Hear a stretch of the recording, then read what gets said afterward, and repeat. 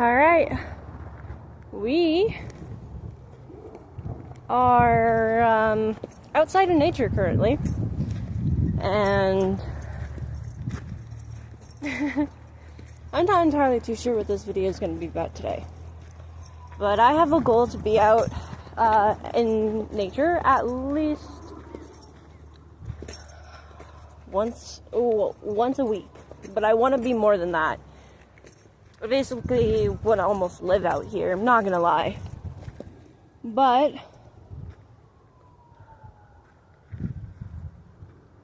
I was here yesterday, and this place is absolutely gorgeous.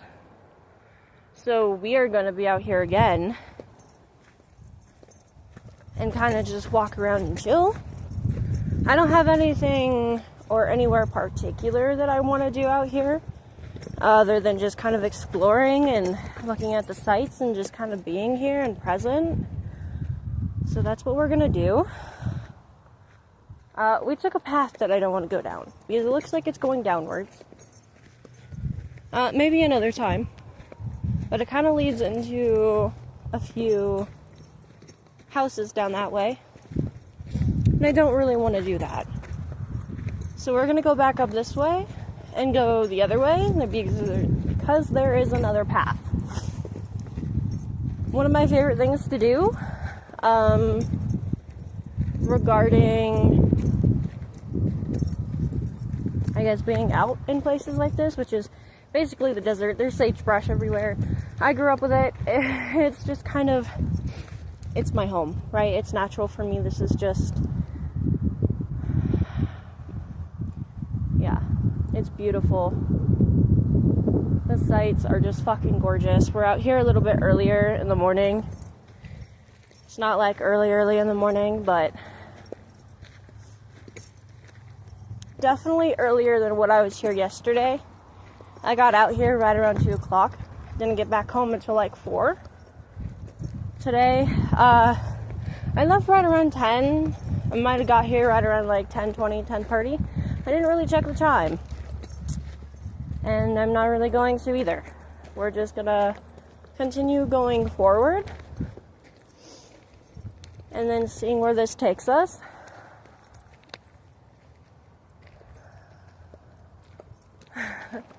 God, the site is beautiful. Like, it's gorgeous out here. Genuinely. Like, it's fucking beautiful.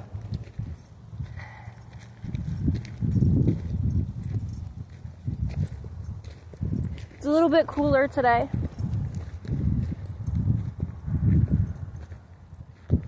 It was hot the last few days. For the last 2 weeks, actually. We were hitting like 70, 75 degrees, which isn't very hot for most people. But ultimately, I'm sensitive to heat. And I'd much prefer, I'm not gonna lie, the cold over the hot weather. Especially since I just know how to handle it better. And I think that's also because initially I was raised in Idaho for a little while, and the area or the part of Idaho that I was in snowed often. I mean, there was snow on the ground up until halfway through summer. It was like really green during summer because of that reason, though, when everything melted. But then the weather, holy crap, the weather usually stayed pretty cool. But where I'm at right now, it gets hot. It gets really hot. It gets in the hundreds, and I'm not prepared.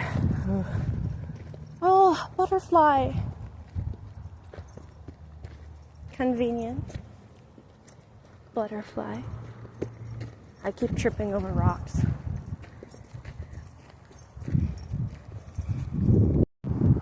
We are going to climb on this.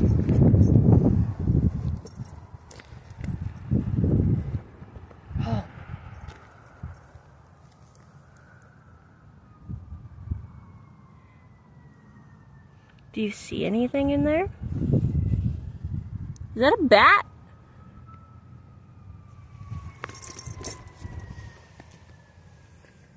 Am I seeing things? Maybe it's just a random thing hanging. I don't know, you tell me. What does that look like?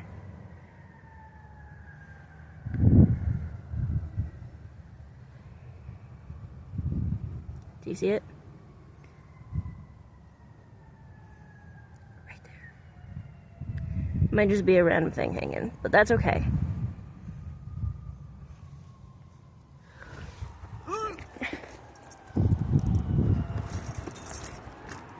If I wake this thing up and it's a bat that flies out, I'm so sorry. I don't have glasses. I should have glasses, so I'm kind of blind. So, oh, look at the water. It rained yesterday.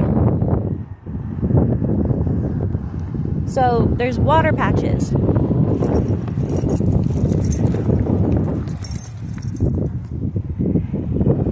And of course, there's glass. Fucking dickheads.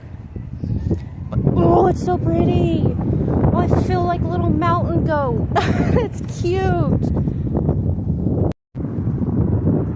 Okay. I don't know if we want to try getting up on that.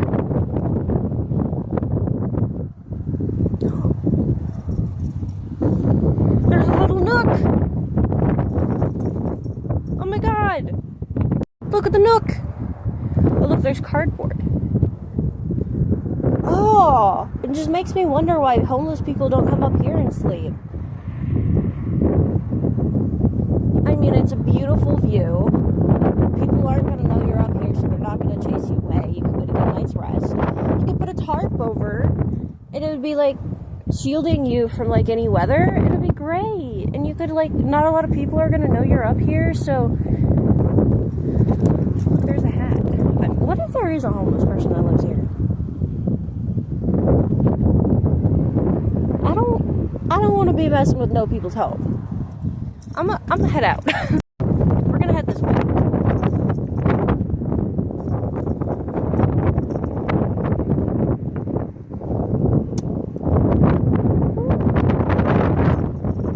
How am I gonna get down? I want to stand on this first, actually, before I leave. On top of the world! I actually kind of feel like I'm on top of the world currently, which is low-key not true, but like it could be in my own little sense. Like emotionally, I could be on top of the world, just not physically.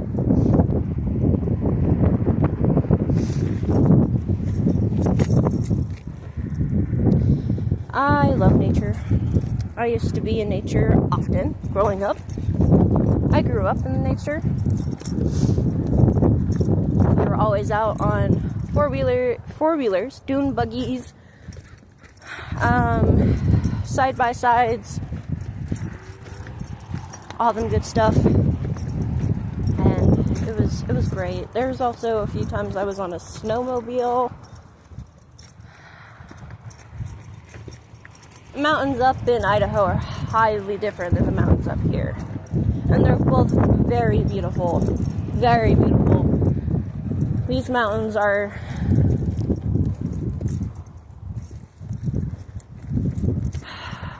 they're like cowboy desert rough.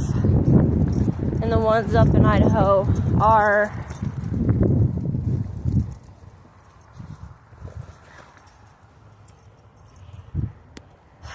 what energy would I place on that?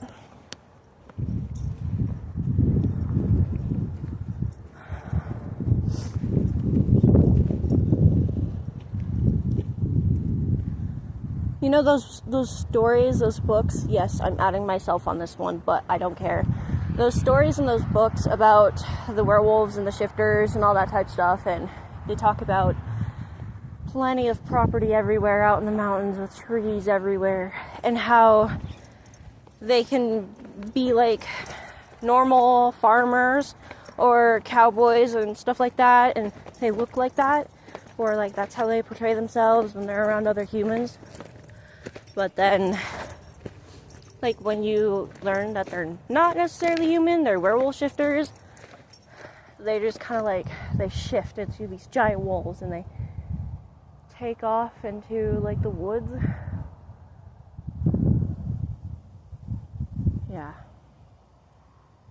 That's the type of energy Idaho brings. And like all of that area, all of that place is just, that just feels like a place you would find this at. This area feels more like if there was like a shifter type energy, we would be going with big cats. Big cats for sure. So thinking like cougars or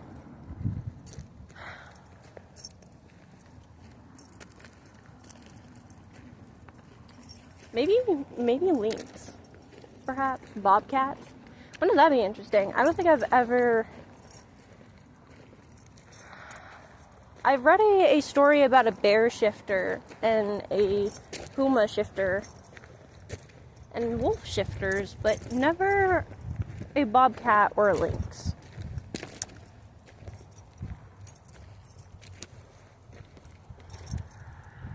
Maybe I should.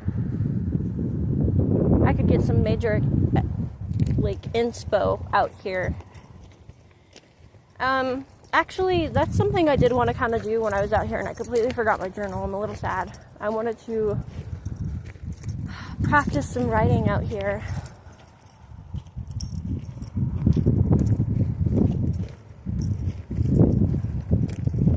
Just kind of find somewhere to sit and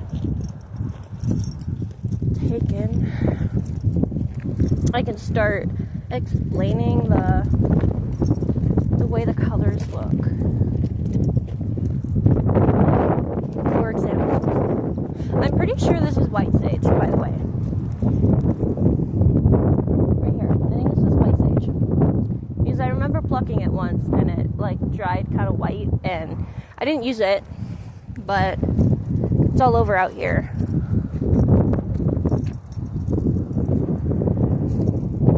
But let's say if I wanted to describe this exact place, it would go somewhere along the lines of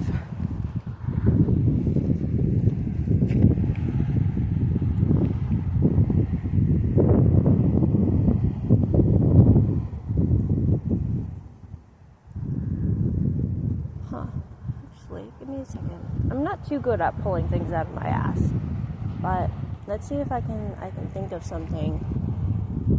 It's usually so much easier to write it down than it is to think up on it and say it out loud on the spot.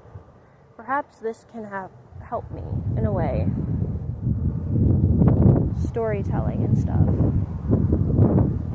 It had that basic green that you'd see up in the hills. Kind of looked ashy. Looked like it was already trying to whiten. Surrounded you for miles. The occasional stone would be hiked up right next to it. And if you really wanted to, you could stop and watch the days go by. I don't recommend watching the days go by. It gets kind of boring and kind of cold. Get a little hungry and thirsty too, but you know, you do you.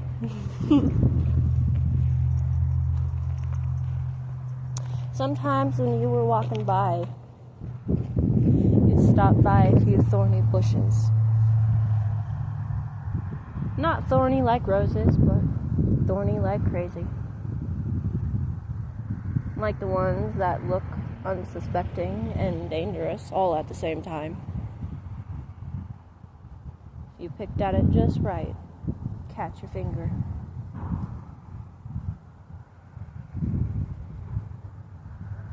I guess in some weird little way you were leaving a piece of you behind.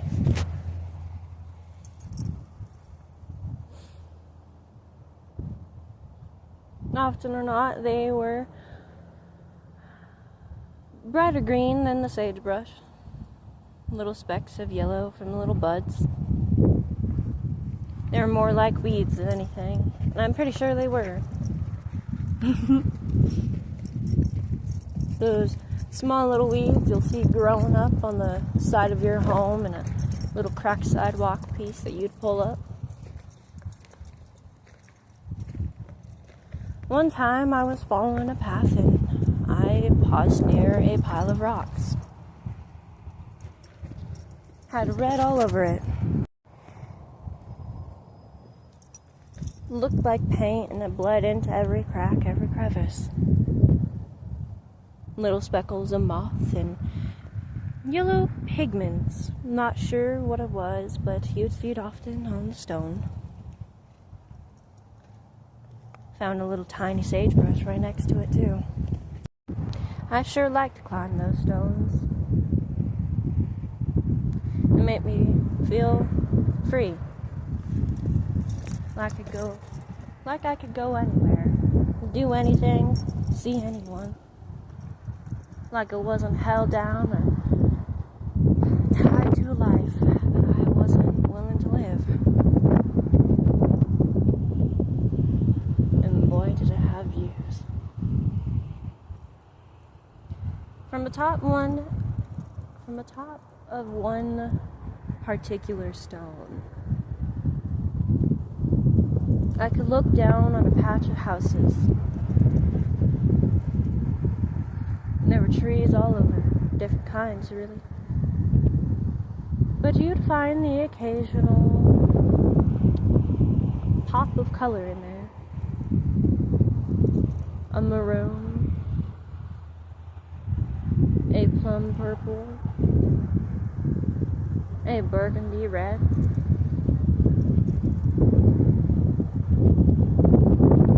Anyways,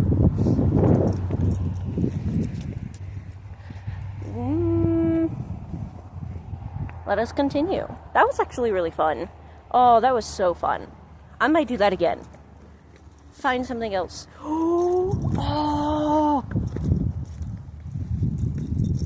that sounds like a wonderful idea. Honestly, I've been kind of thinking about it, and it's probably why I attempted this to begin with, but I've been wanting to storytell a little bit more, and I mostly get that from growing up with one of my uncles, I suppose. He was half native. We used to sit around a campfire often, and he'll tell us stories like you wouldn't believe. Often about spiritual sightings or patterns and stuff he'd find on the maps of the places that he'd been, that he'd found with these sightings or experiences, or on what they would make and all that. And it sparked my little storytelling journey, and it also sparked my excitement and my enjoyment of spirits, ghosts, culture, native teaching. I don't know a lot. I'm still very,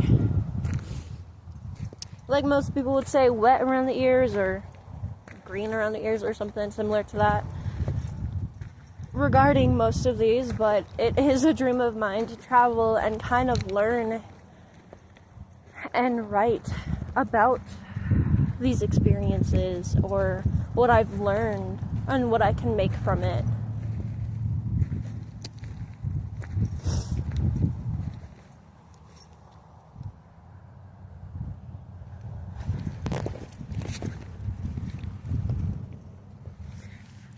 I want to go to many places, explore many things, notice many sights, inhale different scents.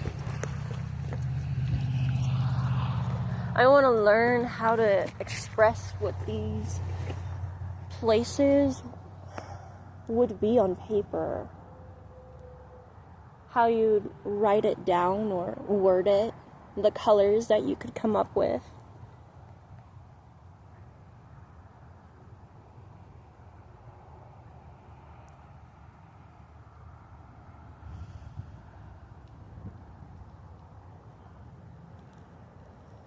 I'm just getting chills just thinking about it, really. I find myself in a time where I am struggling to write.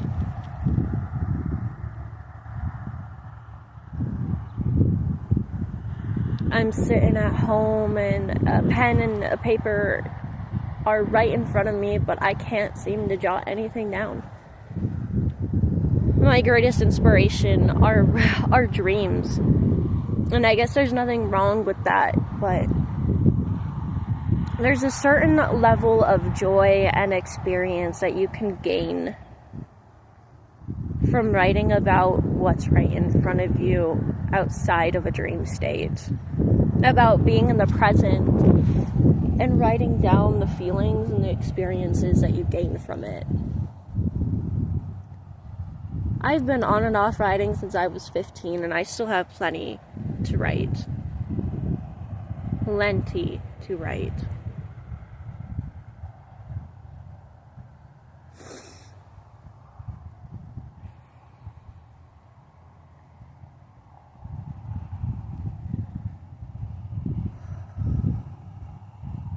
I have so much to learn, and I'm excited to learn it. There's a part of me that wants to learn from other people as much as I want to learn by myself.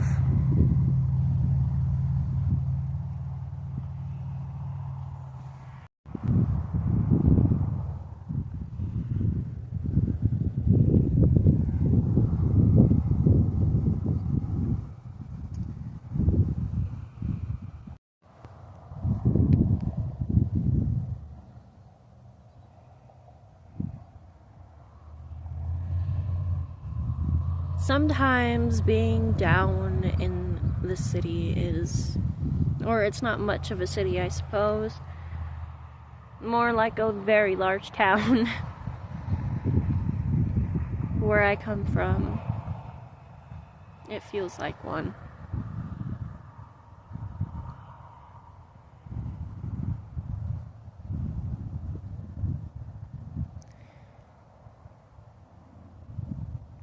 It gets a little overwhelming sometimes.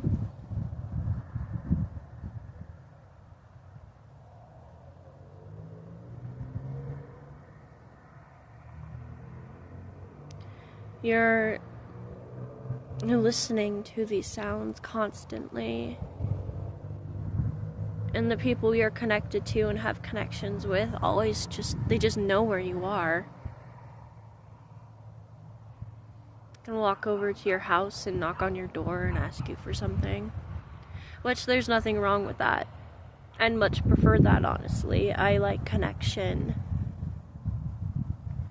But sometimes being able to step back and sit on a large boulder on top of the mountain has this feeling that cannot portray.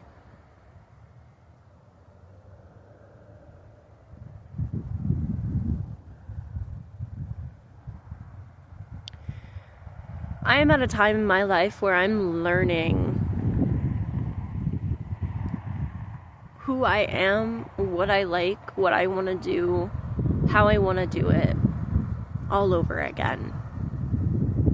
Because here's the thing, I always knew, this isn't new to me, all these experiences that I'm bringing forward and I am stating that I want to do and that I am saying is something I knew I've been wanting to do since I was young.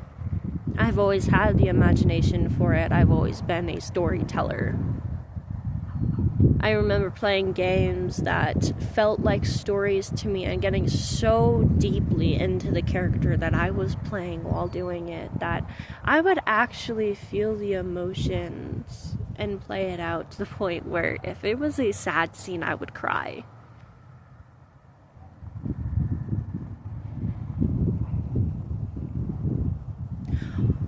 Or having the ability to see things that weren't necessarily there that others couldn't see. Like giant creatures walking above you that you could not see every day.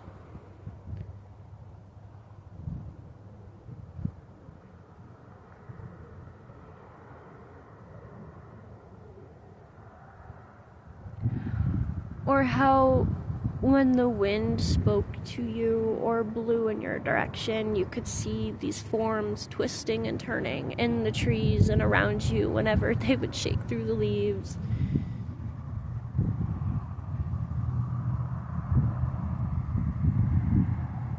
You could look at a plant and you could hear a voice that you could not remember the sound of. They spoke to you in a way that does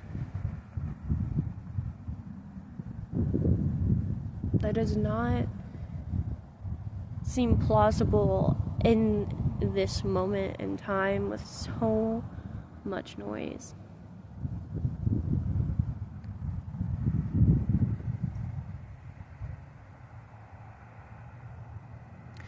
It's very possible that I was just a very crazy kid. But I doubt that's the case. If one thing that I've learned to know and understand and see, that is to trust what I so wholeheartedly knew to be true. At that age, I just kind of waved it off. And then as I got over, it was passed off as me having an overactive imagination, and that I was being silly or full of it. I was judged for speaking about things, or I guess still continuing to play even as I'm riding on the bus to school. Those are the moments that drew me away from this sight and this knowing. And I'm not saying that it ruined it or that it took away from this experience. I'm very grateful that I get to have the opportunity to relearn about it, to re-see it and express it. This is a feeling that I would have never been able to have experienced without those moments.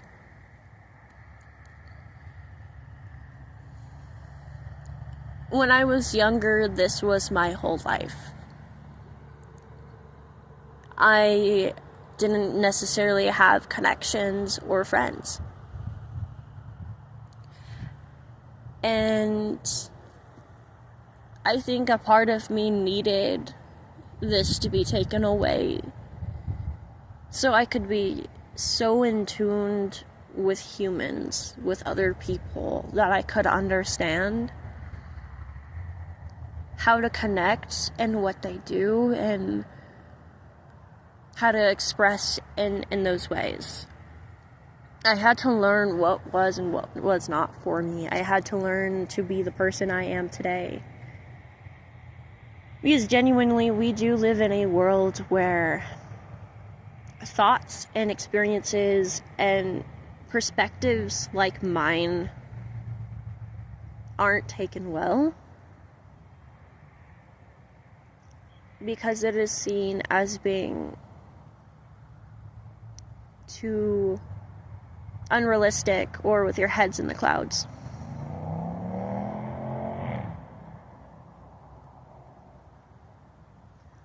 I needed to learn that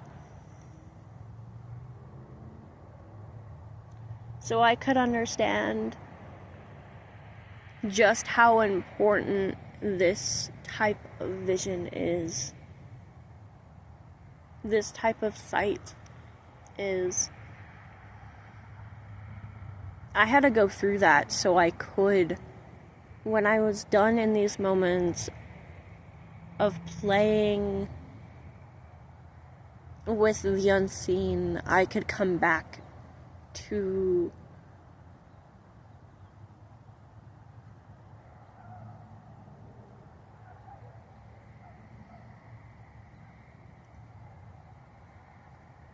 the only thing that wants to come to mind is the present, but honestly, every part of it is the present. Whether you are seeing things that others cannot see or not, it's still the present. It is still something that you are seeing with your eyes.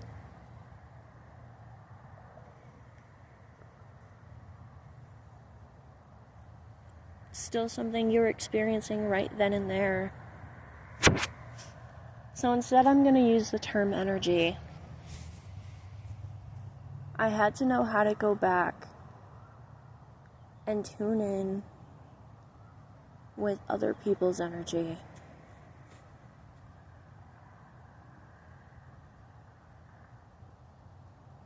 Because perspective is important.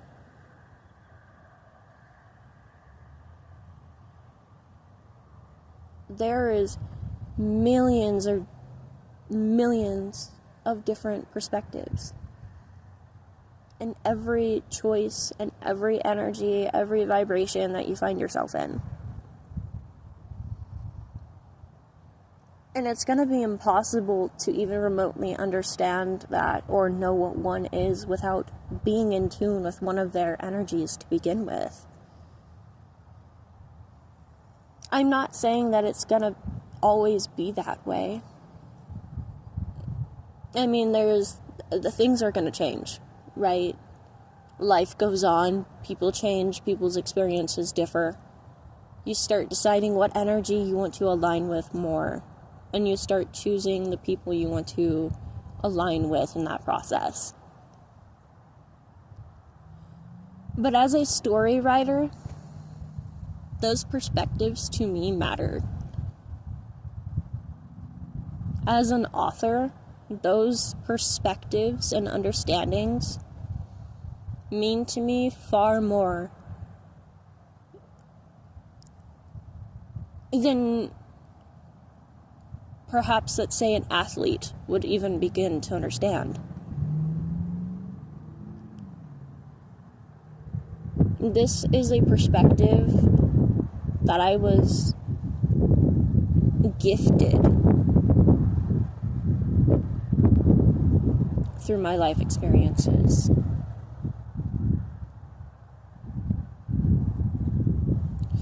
And I'm not saying that it's to the point of that these people hurt me for this exact moment. No, people choose to hurt other people. People choose to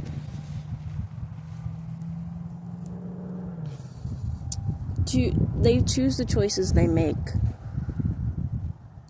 entirely on their own, whether they know they're doing it or not. It's up to me to take their actions and turn it into something that's going to benefit me. And that's what I'm doing. And that's what I'm saying now by saying that this was a gift. Because I'm not saying those moments weren't hard. Babes, I went through some things that I'm surprised I made it through.